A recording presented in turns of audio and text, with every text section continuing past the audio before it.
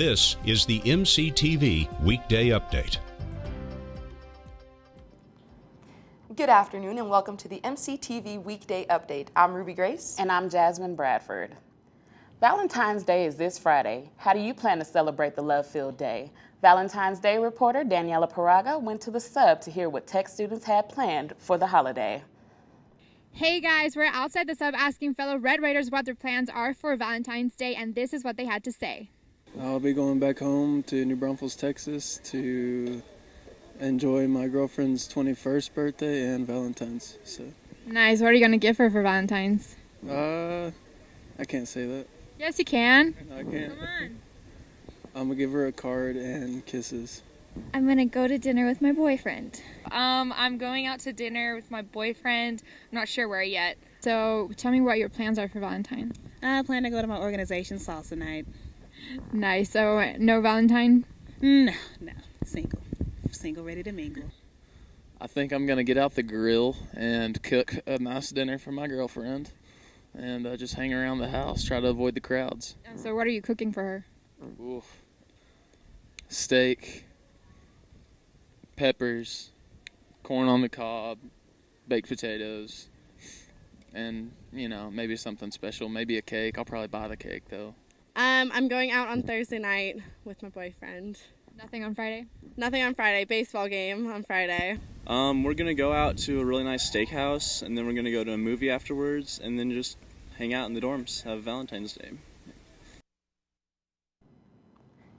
For some people, Valentine's Day is not all hugs and kisses, and when love is in the air, they hold their breath and grab some Febreze. Reporter Sibby Barton has the not-so-fluffy story about Valentine's Day. Valentine's Day is a day of love and being sincere, right?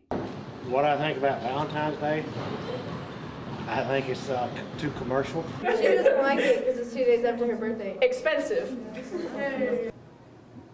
A day for guys to make their girlfriends feel special because they messed up plenty of times throughout the rest of the year. Oh my God! I like Valentine's Day because my parents still do fun stuff. It's overrated. Yeah. I think it's kind of ridiculous because you should be able to do that every day of the week. I personally never have Valentine's ever, but I think it's a good day that makes a ton of money in the world, and chocolate's half price after, so. We caught up with some tech students who are doing not so typical Valentine's Day plans. I would definitely bank in on your parents giving you Valentine's Day presents, and I would definitely hit the town, specifically Broadway, with my best girlfriends. I'm taking her out to supper, and we've been doing this every Friday night for 20 years. I'm actually going to the Texas Tech baseball game because my girlfriend got me baseball season tickets for Christmas. But there's one thing I think we can all agree on. After Valentine's is better than Valentine's because all the candy and everything's 50% off. So I stock up. Reporting for MCTV, this is Sibby, Kate, and Tyler. The Empire State Building in New York City made quite a statement last night.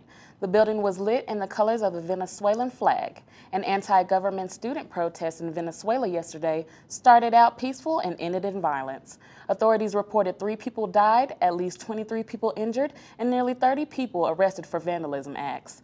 The students were protesting for the increased security on school campuses for the release of colleagues who were arrested in previous March.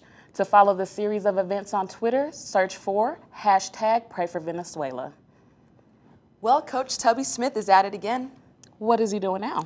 Smith has challenged Tech students to fill the United Spirit Arena for the final 3 home games for the chance to win one of 6 prizes, including $500 for books at Varsity Bookstore or free Whataburger for a year. All you have to do is swipe your Raider ID.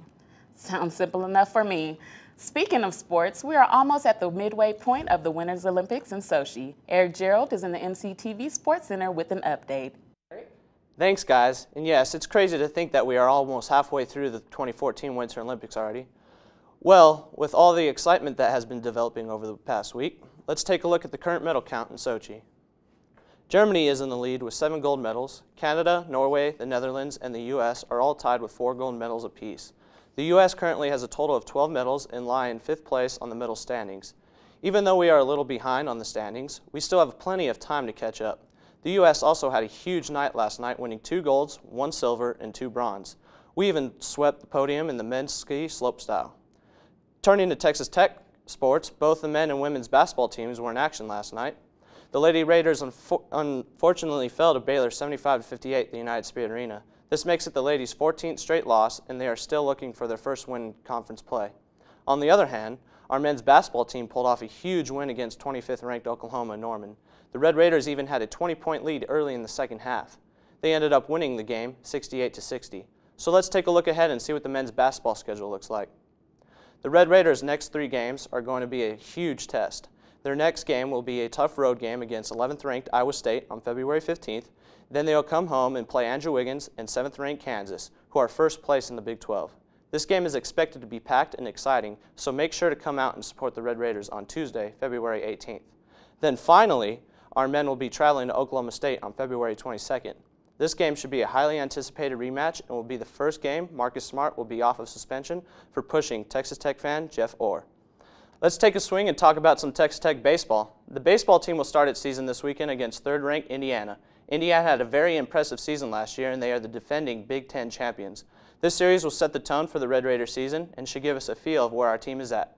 Head coach Tim Tadlock shared his expectations for the upcoming series. Well, you're not going to have all the answers at this point, but more than anything, just find rhythm and timing from the pitching side, the defensive side, and also swinging the bat. And there'll be some roles. You know, obviously we'll put some guys in some roles next weekend that are probably wrong, but we'll go from there and adjust, and hopefully we don't screw it up too much. So let's take a look at the schedule for the series against Indiana. On Friday, first pitch is scheduled for 2 o'clock. Then we will move to a doubleheader on Saturday starting at noon. The Red Raiders will also play at noon and Sunday to finish up the series. Let's show the baseball team some support and pack Rip Griffin Park. It also looks like we are going to have some nice weather this weekend, so we encourage everyone to come out and enjoy some baseball in the hot sun. Well, that's it for sports. Remember, Red Raiders, guns up, back to you guys.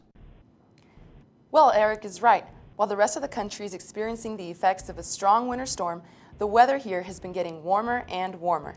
But will it stay that way? Our weather specialist, Carly Smith, has more on what to expect from the weather this week.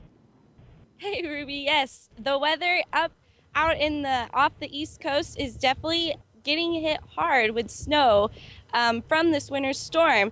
And according to the Weather Channel's breaking Twitter account, about 600,000 customers or more are without power, ranging from the states through Louisiana all the way up into New York. And so the heaviest hit so far with snow would be West Virginia, and they have about 19 inches of snow. And so, but luckily here in Lubbock, we are now experiencing some spring-like weather with temperatures today sitting at about 70 degrees right now, and the winds are not too gusty, so it feels great out here. And as we take a look at that 3-day forecast, you'll see that the weather will continue to be just feeling pretty great outside, with Friday a slight cold front coming through, keeping our high at only 63 degrees and the low dropping back down to 35 degrees.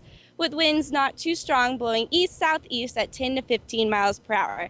Then Saturday, we will climb back up into the 80s possibly, with lows in the 40s and winds blowing from the west at 10 to 15 miles per hour. And Sunday, the high will climb back into the 80s once again and lows in the 40s, with winds a little bit stronger at 20 miles per hour. And the sky will continue to be mostly sunny, and it'll continue to be dry out here in Lubbock. And so with that being said, there is a high risk for wildfires, but nothing to be too concerned about. Ladies, back to you. Okay, Carly. So it's safe to say for tomorrow, the lucky guys out there can still take their ladies out, you know, for Valentine's Day and make plans, right?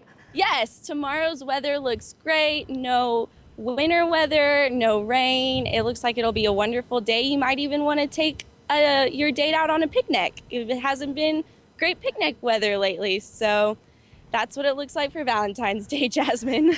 Okay, thank you so much, Carly. So, Ruby, what do you have planned for Valentine's Day? Right now it's looking like a date with me, Netflix, and some Domino's pizza. So. Well, I am right there with you. We can have our own Valentine's Day. Yes. Well, that's all for the Thursday edition of the MCTV Weekly Update. And be sure to check ttuhub.net every day for more news. See you tomorrow.